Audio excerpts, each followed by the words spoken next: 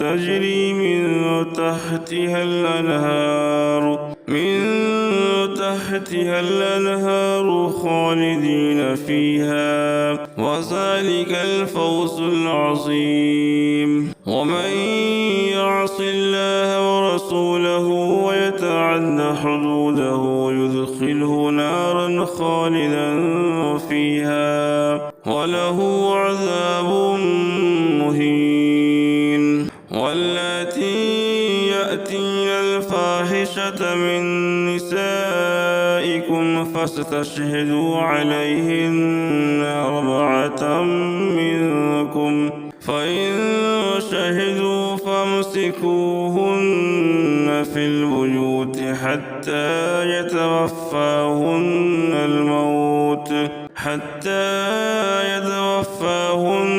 الموت أو يجعل الله لهن سبيلا. واللذان يأتيانها منكم فاعزوهما، فإن تابا وأصلحا فأعرضوا عنهما، إن الله كان توابا رحيما.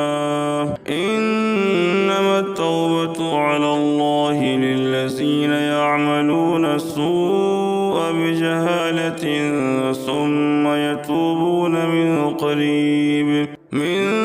قريب فأولئك يتوب الله عليهم، وكان الله عليما حكيما. وليست التوبة للذين يعملون السيئات حتى إذا حضر أحدهم الموت قال إني تبت الآن، ولا الذين يموتون وهم كفار، أولئك أعتدنا لهم عذابا أليما. يا أيها الذين آمنوا لا يحل لكم أن ترثوا النساء كرها ولا تعضلوهن لتذهبوا ببعض ما آتيتموهن إلا أن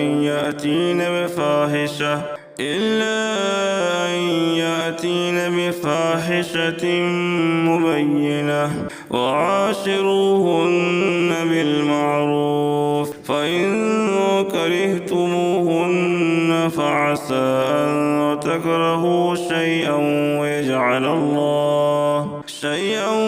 ويجعل الله فيه خيرا كثيرا. وإن أردتم استبدال زوج مكان زوج وآتيتم إحداهن قنطارا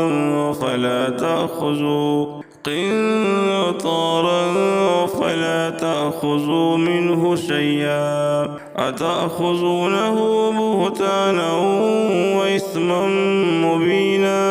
وكيف تأخذونه وقد أفضى بعضكم إلى بعض وأخذن منكم ميثاقا غليظا. ولا تنكحوا ما نكح آباؤكم من النساء إلا ما قد سلف، إنه كان فاحشة ومقتا وساء سبيلا. حرمت عليكم أمهاتكم وبناتكم وأخواتكم وعماتكم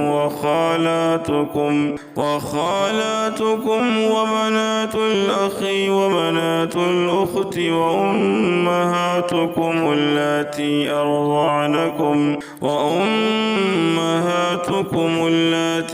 أرضعنكم وأخواتكم من الرضاعة وأمهات نسائكم وربائبكم اللاتي في حجوركم من نسائكم اللاتي دخلتم بهن، فإن لم تكونوا دخلتم بهن فلا جناح عليكم وحلائل أبنائكم الذين من أصلابكم وأن تجمعوا بين الأختين إلا ما قد سلف إن الله كان غفورا رحيما. صدق الله.